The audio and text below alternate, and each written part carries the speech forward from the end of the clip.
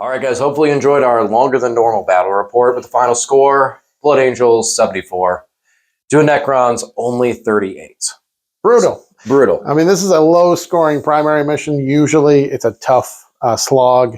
If you score high on this, then you're just absolutely dominating your opponent. And in this case, in terms of the damage output, I was the one getting dominated. I got wrecked pretty hard. Only had 5 Marine bodies left on the table at the end there, but it was enough to kind of pull out the win with the scoring. Yeah, this is actually, because even though the score is 74 to 38, want to do a little math that Lane and I were discussing about this on how close this game actually was.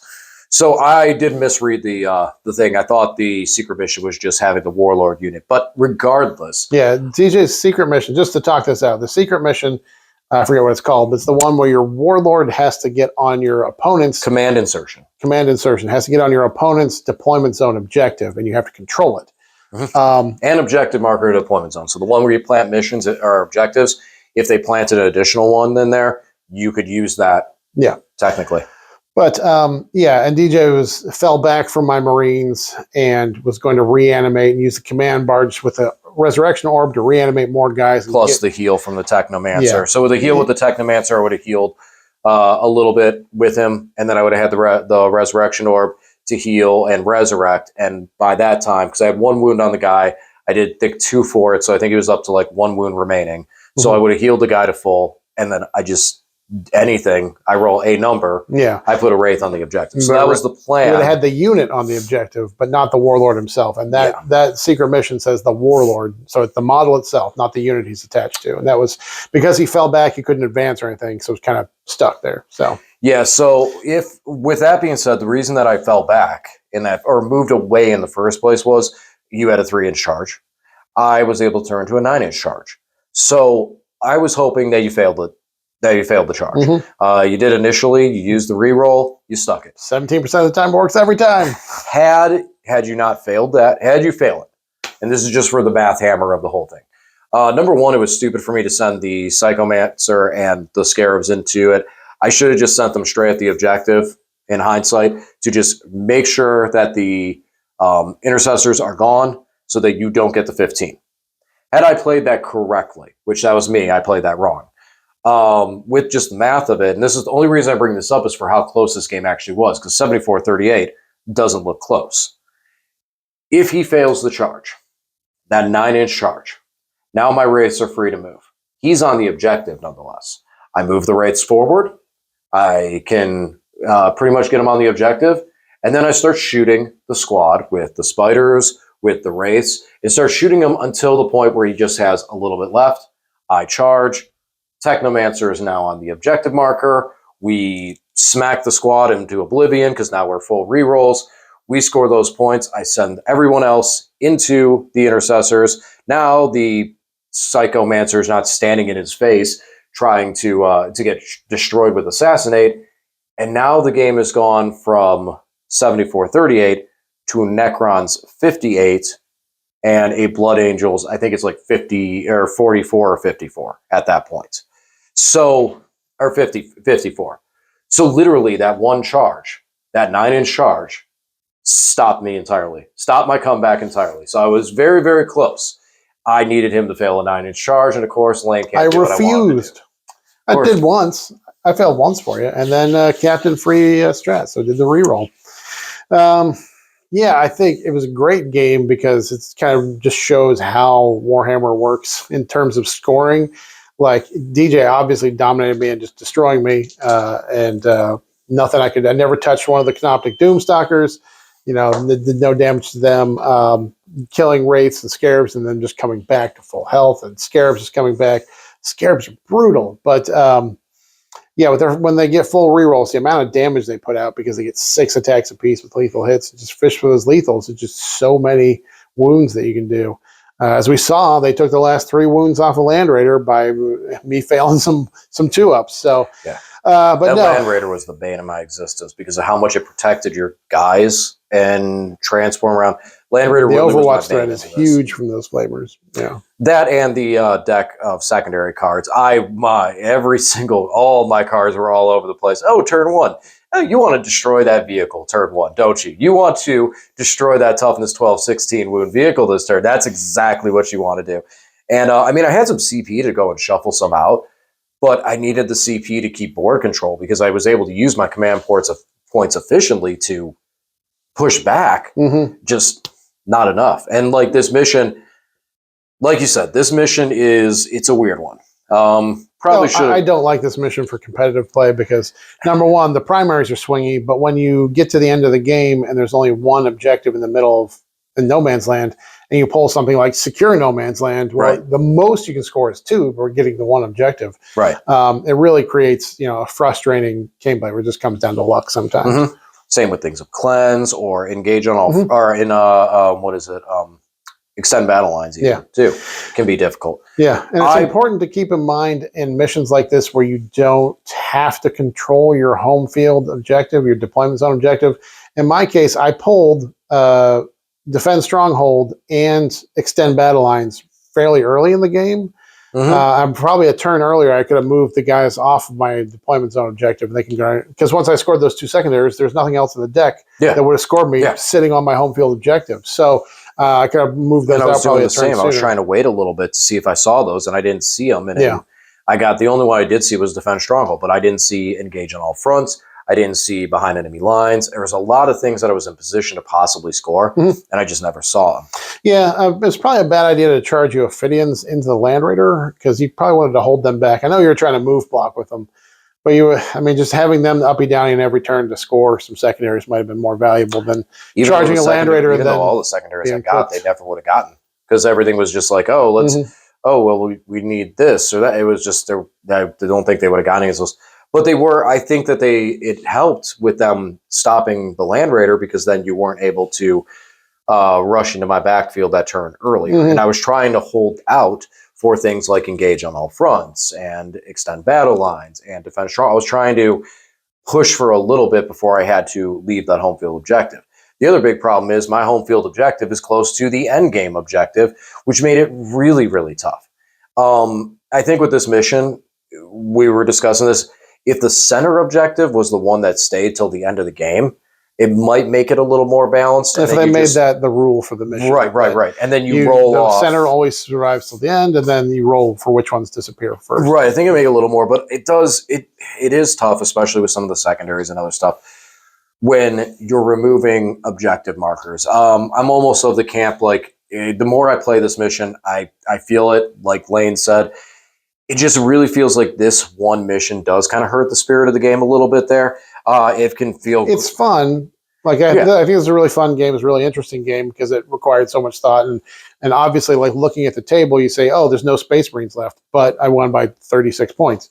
But I think it's a fun game, but for competitive play, like in a tournament, I hate seeing this pop up in a tournament. And then if it was a center, it would make it more... I think it would make it better too, because then at least there is that funnel point that you know, okay, I might get, you might get the 8 points for holding that objective and give you that boost, but then you can spend the rest of your time focusing on getting that center objective and get that 15 at the end. And if we both score 5 points on a sideways objective, and then you score 8, but I get the 15 at the end, it's still going to be a low scoring game, but it at least plays that teeter-totter better there. Yeah. So what do you think of your list? I think I'm dropping the Outriders. I know people like them because I got a lot of comments, people like asking how the Outriders do. They definitely have some potential, but I guess in the Necrons, they were just nothing, not very strong. I definitely felt like they didn't do barely any damage in the game. They're somewhat durable, so you kind of have to deal with them and play around them. It took a while to kill them, but I feel like for the 300 points for that unit, the Outriders plus the Chaplain plus the ATV, and I think the ATV really makes it cook because it just makes it durable. Because that ATV, 8 wounds, just soaks up so much damage. So I think I feel like it's too many points for something that I think in some matchups it would work really well. I think into lighter infantry going into like Drukari or something where you any kind of really infantry. Other than the Scarabs, like your infantry with Wraiths, which are T6, which just made it difficult to really do work into them. And they're fact that they're wraiths and they're super durable. Mhm. But I don't feel like they did really great. I liked actually having Dante and 3 Sanguinary Guard and just shooting them out like a missile. I lost them. They got killed in the smackback, but they tied you up. I think that's the idea, is that with Blood Angels, I had a lot of board control in the sense that you couldn't come close to me because I had so many units that were so fast. I didn't want to come close to you. I was fine taking Dante out back there and hanging out at home. I didn't want to get over there. But the idea is my rest of my army can kind of stage and get in position while you're dealing with a couple of units that I threw into your backfield. Like, I don't think the trade in terms of points with Dante, he is 130, his unit's 135, so that was like a 265 unit I threw in there. They picked up 2 spiders, and then I think maybe killed some scarabs or something before they died. I think I should have just moved the scarabs behind the wall so they didn't get Overwatch, and then I could have just placed the Ophidians down and just walled you from being able to charge me at all, and then not needed to charge. That was probably a misplay there. It's been a little while for Necrons, so you've been playing Blood Angels a lot. I need some more. I need to break the rust off. That's what we'll say. But I like how everything was sort of, the Death Company did just bounce off the wraiths, but that's a hard measurement because the wraiths are wraiths. And they'll just, 4-up invul, 5-up feel no pain is bonkers. There's just there's not really anything you can do about it. Didn't get the chance to really do the precisioning in this game.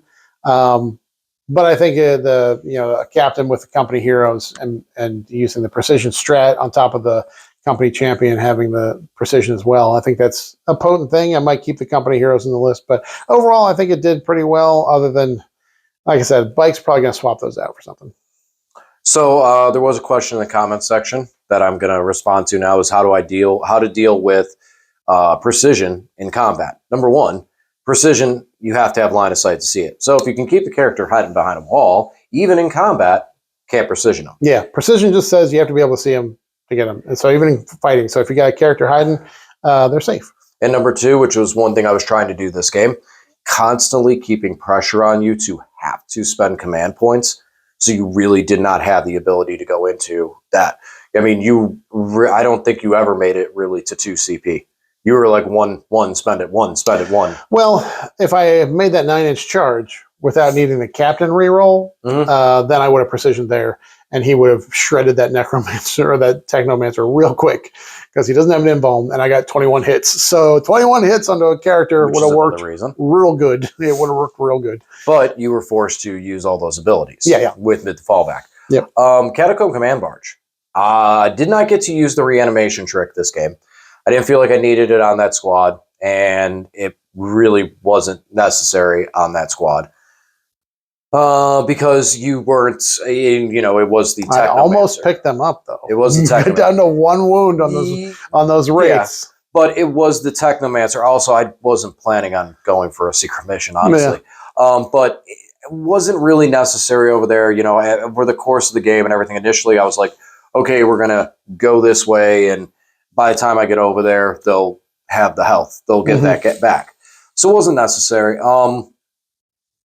But his bigger contribution was that +1 OC.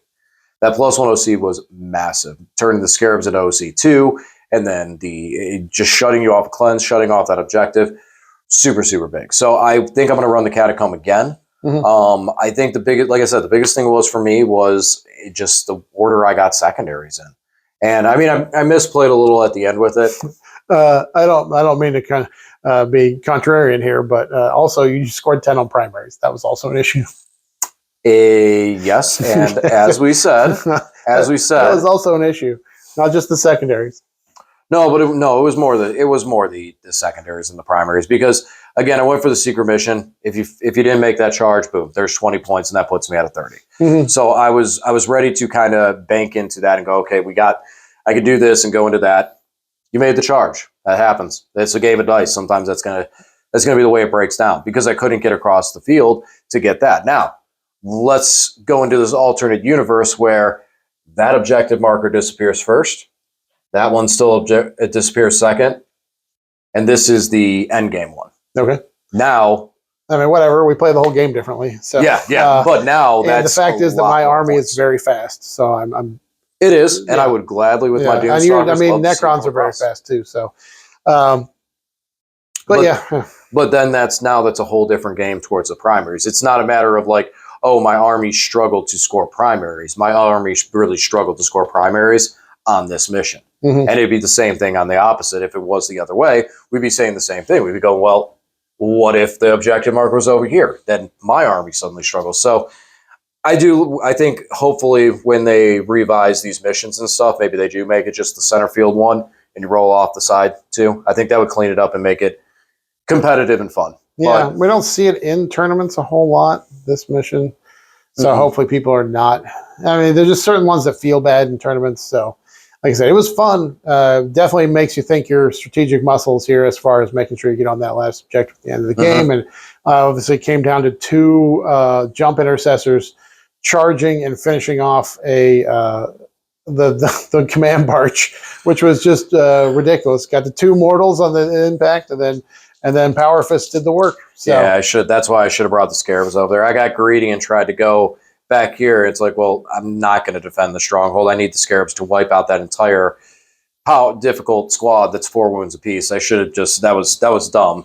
I should have sent the Scarabs over there. I had the move. It just charged in there and made sure they were done because they were really not going to make it over to there. Yeah, if they didn't fail their battle shock, they could have advanced the charge, but. And yeah, they might have that, and that would have been tougher. That would have been tougher. What's their OC 2? Yeah, they're OC 2 when they got the banner on there. So, all right. Well, let's call it a night. Guys, let us know what you guys think. If you want to see us do more videos like this, in this yeah, style. we definitely want the feedback on that. I want to hear what you guys think, whether you liked it or not. Yeah, as far as me, I'm going to keep running the Necrons this way. I'm going to mess with it a little more. I got some other Necron lists I do want to try out, some other stuff we want to play, and we have data sheets they're going to be seen in December. So who knows? Detachments, here they come. Yeah, detachments. Thank you. We might see. I mean, we might have a new detachment already ready to go and be playing that on Monday. Yeah. So typically we record and we play on Mondays. So if a detachment comes out on Tuesday or Wednesday, there's a good chance we didn't play it because we recorded on Monday. Yeah, it depends what army. Obviously, we have no idea what order the armies are that they're releasing these. Exactly. So who knows? It's going to be a wild December, guys. It's going to be crazy. All right, guys. As always, thanks for watching, and we'll talk to you again soon.